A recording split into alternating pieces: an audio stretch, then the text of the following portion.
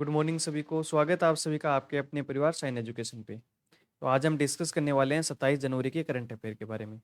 तो जितने भी इंपॉर्टेंट क्वेश्चन हैं जो सुर्खियों बने वो सारे के सारे हम डिस्कस करने वाले हैं। तो क्लास इंपॉर्टेंट होने वाली है तो शुरू से लेकर लास्ट तक जरूर देखना। और इस क्लास की जिसको पीडीएफ फाइल चाहिए वो टेलीग्राम चैनल ज्वाइन कर लेना, जिसकी लिंक इस वीडियो के डिस्क्रिप्शन में दे दी जाएगी।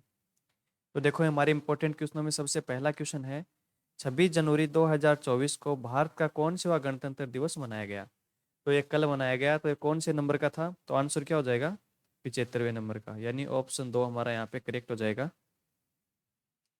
गणतंत्र दिवस की इसका विषय क्या था, थीम? तो देखो, विकसित भारत और भारत लोकतंत्र की मात्रका।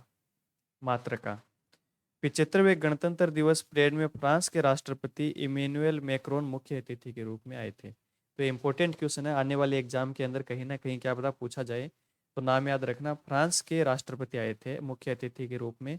नाम क्या है? मैक्रोन। मैक्रोन से याद रह जाएगा आपको। जबकि राजपथ पर पहली परेड 1955 में हुई थी, जिसमें पाकिस्तान के गवर्नर जनरल मलिक गुलाम मोहम्मद मुख्य अतिथि थे। ये बात हो रही है पहली बार की। और ये राजपथ जिसका अभी नाम कर्तव्य पथ कर दिया है। परेड नई दिल्ली में आयोजित की जाती है और रक्षा मंत्रालय द्वारा आयोजित की जाती है, तो ये भी याद रखना। आगे देखो, भारत का 75वां गणतंत्र दिवस 26 जनवरी 2024 को मनाया गया। जब 1950 में भारत के संविधान को आधिकारिक तौर पर अपनाया जाने वाला था, तो 1930 के पूर्ण स्वराज या पूर्ण स्वतंत्रता के आह्वान को याद करने की इस तिथि को चुना गया था। 26 जनवरी 1950 को भारत आधिकारिक तौर पर एक गणतंत्र बन गया था।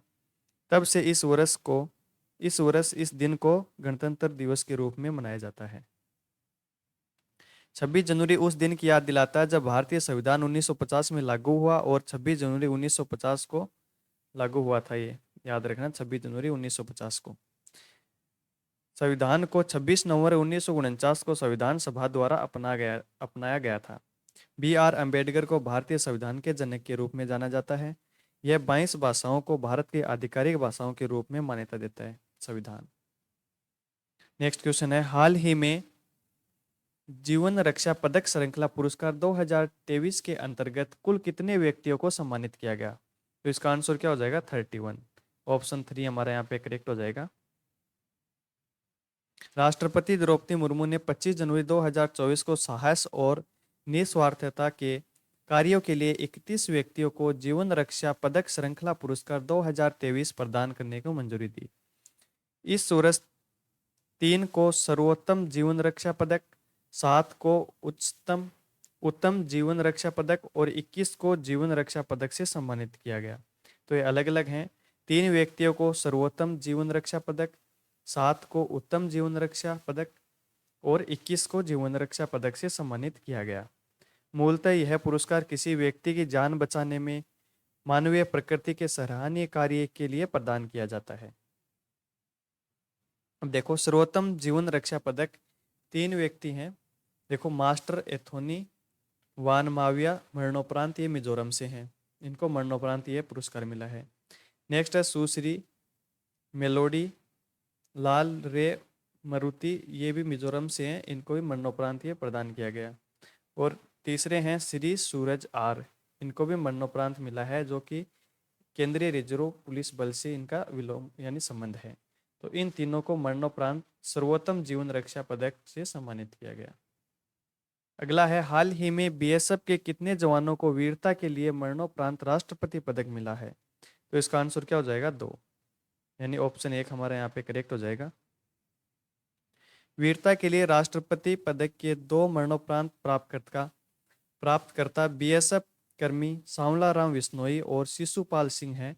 2022 के कांगो में उनकी शांति स्थापना भूमिकाओं के लिए प्रदान किया गया। 277 वीरता पुरस्कारों में से अधिकांश वामपंथी उग्रवाद क्षेत्रों, जम्मू और कश्मीर क्षेत्र और वीरतापूर्ण कार्यों के लिए अन्य क्षेत्रों के कर्मियों के लिए ये दिया जाता है। तो ये दोनों को अभी हाल ही में ये प्रदान किया गया, शहीद सांवराम विश्नोई और शहीद शिशुपाल सिंह।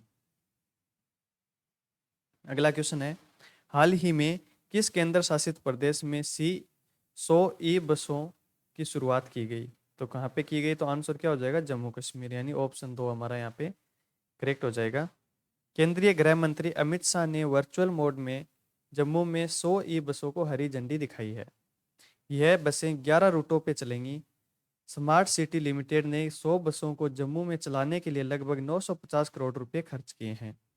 बसों में भुगतान digital payment top and transit card के माध्यम से होगा। अगला क्वेश्चन, हाल ही में किस राज्य के मोनपा हैंड मोड कागज को जीआई टैग मिला है? तो इसका आंसर क्या हो जाएगा? अरुणाचल प्रदेश। ऑप्शन 3 यहाँ पे हमारा राइट हो जाएगा। अरुणाचल अरुणाचल प्रदेश के 12 उत्पादों को जियोग्राफिकल इंडिकेशन यानी जीआई टैग प्रदान किया गया है। अब तक अरुणाचल प्रदेश के कुल 18 उत्पादों को जीआई टैग मिल चुका है। अरुणाचल प्रदेश के उत्पादों में आपातानी, मोनपा आदि, गेलो, ताई खामती और नईसी वस्त्र, मोनपा हैंडमेड कागज आदि को जीआई टैग मिला है। सिगफो हलाम यानी सिगफो ये चाय है आदि, अपोंग, दाओ, बाजरा, मारुआ, अपो को भी यह जीआई टैग दिया गया। अब हम बात करते हैं जीआई टैग के बारे में। तो उन उत्पादों के लिए दिया जाता है जो किसी विशिष्ट भौगोलिक स्थान पर उत्पन्न होते हैं। जीआई टैग भौगोलिक संकेत अधिनियम 1999 के तहत प्रदान किया जाता है। भौगोलिक संकेत अधिनियम 2003 से प्रभावी हुआ था। पहला जीआई टैग दार्जिलिंग चाय 2004 में दिया गया था। आगे देखो, $3 ट्रिलियन की पहली सॉफ्टवेयर कंपनी कौन बनी है? तो इसका आंसर क्या हो जाएगा? माइक्रोसॉफ्ट, यानी ऑप्शन 2 हमारा यहाँ पे करेक्ट हो जाएगा। माइक्रोसॉफ्ट ने $3 ट्रिलियन यानी करीब 249.40 लाख करोड़ रुपए के मार्केट वैल्यू को पार कर लिया है। ट्रेड के दौरान शेयर में 1.7% का उछाल आया और ये $405.63 यानी 33,675 रुपये पर पहुंच गए। मार्केट वैल्यू के हिसाब से दुनिया की टॉप कंपनियों में माइक्रोसॉफ्ट 248.57 लाख करोड़ रुपए के साथ दूसरे नंबर पर है। वैल्यूएशन के हिसाब से एप्पल इस लिस्ट में पहले नंबर पे है। तो 1 नंबर पे कौन है? एप्पल। और 2 पे अभी कौन आ गई? माइक्रोसॉफ्ट। देखो माइक्रोसॉफ्ट के बारे में देखते हैं। माइक्रोसॉफ्ट विश्व की सबसे बड़ी सॉफ्टवेयर कंपनी है। इसकी स्थापना 4 अप्रैल 1975 में हुई। वो मुख्यालय कहाँ पे है? वॉशिंगटन, यूएसए में। संस्थापक कौन है? बिल गेट्स और पॉल एलन। अध्यक्ष और सीईओ कौन है? सत्य नडेला। तो ये इंपॉर्टेंट फैक्ट है, ये भी याद रखना। नेक्स्ट है, भारतीय नौसेना किस राज्य में बहुत कम आवृत्ति VLF संचार स्टेशन की स्थापना करेगी? तो इसका आंसर क्या हो जाएगा? तेलंगाना में, यानी ऑप्शन 4 यहाँ पे हमारा करेक्ट हो जाएगा। तेलंगाना के विकाराबाद जिले में 2027 तक भारत के दूसरे बहुत कम आवृत्ति VLF संचार स्टेशन की स्थापना की जाएगी।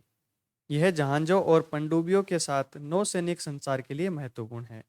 इससे पहले तमिलनाडु के तिरुनेलवेली में INS कट्टाबोमन रडार सेंटर स्थापित किया गया, जिसे 1990 में चालू किया गया था। अब भारतीय नौसेना की बात करते हुए इसकी स्थापना 1612 में हुई थी। इसका मिशन समुद्री हितों और सीमाओं की रक्षा करना है। आदर्श वाक्य क्या है? सम नो वरुण। नौसेना प्रमुख कौन है? Admiral R Hari Kumar. और नौसेना दिवस कब मनाया जाता है? 4 दिसंबर को। आगे देखो, हाल ही में सऊदी अरब अपना पहला एल्कोहल स्टोर कहाँ खोलेगा? तो इसका आंसर क्या हो जाएगा? रियाद में। ऑप्शन 1 हमारा यहाँ पे करेक्ट हो जाएगा। यहाँ सिर्फ उन्हें ही शराब मिलेगी जिन्हें सऊदी विदेश मंत्रालय की अनुमति प्राप्त होगी।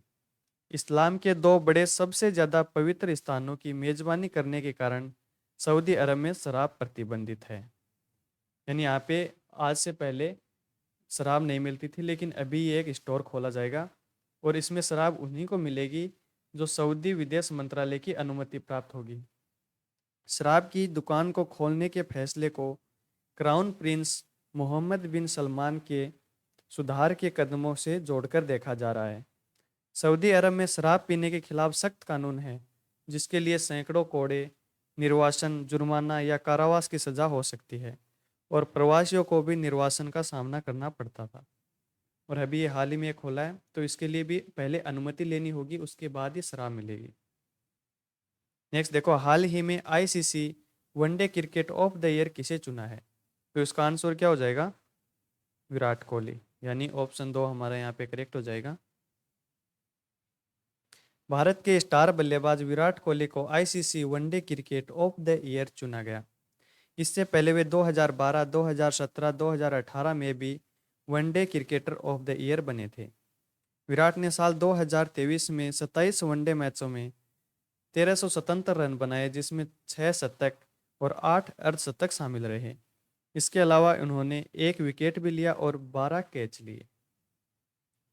ऑस्ट्रेलिया के कप्तान PAT Cummins cricketer of the year 2023 बने हैं। पैट कमिंस की कप्तानी में ऑस्ट्रेलिया ने वनडे विश्व कप 2023 का खिताब जीता। महिला वर्ग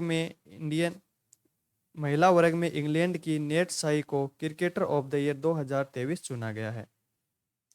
इन्हें 2022 में भी महिला क्रिकेट ऑफ द ईयर चुना गया था, तो ये भी इंपॉर्टेंट है, याद रखना। अगला देखो, हाल ही में कितने व्यक्तियों को पद्म विभूषण पुरस्कार के लिए चुना गया? कौन सा पुरस्कार है? पद्म विभूषण। तो आंसर क्या हो जाएगा? 5 व्यक्तियों को, यानी ऑप्शन 4 हमारा यहाँ पे करेक्ट हो जाएगा। गणतंत्र दिवस की पूर्व संध्या पर गुरुवार को 2024 के लिए पद्म पुरस्कारों का ऐलान किया गया। इसमें 5 पद्म विभूषण, 17 को पद्म भूषण और 110 हस्तियों को पद्मश्री पुरस्कार दिए गए। 2024 के लिए पद्मश्री पुरस्कार ऐसे लोगों को दिया जा रहा है जो अब तक गुमनाम थे। इनमें असम की रहने वाली देश की पहली महिला महावत पार्वती बरुआ और जोगेश्वर यादव का नाम भी शामिल है। मेरे को ये बताओ, महावत क्या होता है? तो महावत वो होते हैं जो हाथी को चलाते हैं। नेक्स्ट देखो, हाल ही में देश की सर्वश्रेष्ठ जूनियर वीमेन क्रिकेट प्लेयर कौन बनी है? तो इसका आंसर क्या हो जाएगा? सौम्या तिवारी, यानी ऑप्शन 2 हमारा यहाँ पे करेक्ट हो जाएगा। नेक्स्ट क्वेश्चन है, हाल ही में भारत किस देश को ब्रह्मोस सुपरसोनिक क्रूज मिसाइलों का निर्यात करेगा? तो इसका आंसर क्या हो जाएगा? फिलीपींस, यानी ऑप्शन 4 यहाँ पे हमारा करेक्ट हो जाएगा। फिलीपींस ने भारत के साथ 2022 में ब्रह्मोस सुपरसोनिक क्रूज मिसाइलों के लिए सौदा किया था। इस सौदे के तहत मिसाइलों की डिलीवरी की जाएगी। Defence research and development organisation DRDO के chairman doctor Sameer V Kamat के अनुसार भारत 10 दिनों के भीतर इन मिसाइलों का निर्यात शुरू कर देगा। ये $375 मिलियन की डील है, जो अब तक की किसी भी देश के साथ भारत की सबसे बड़ी रक्षा निर्यात डील है। तो देखो, 27 जनवरी के जितने भी फैक्ट वाले क्वेश्चन बन रहे थे वो सारे के सारे हमने डिस्कस कर लिए। तो वीडियो पसंद आई तो इसको लाइक करना और चैनल को सब्सक्राइब करना। Thank you.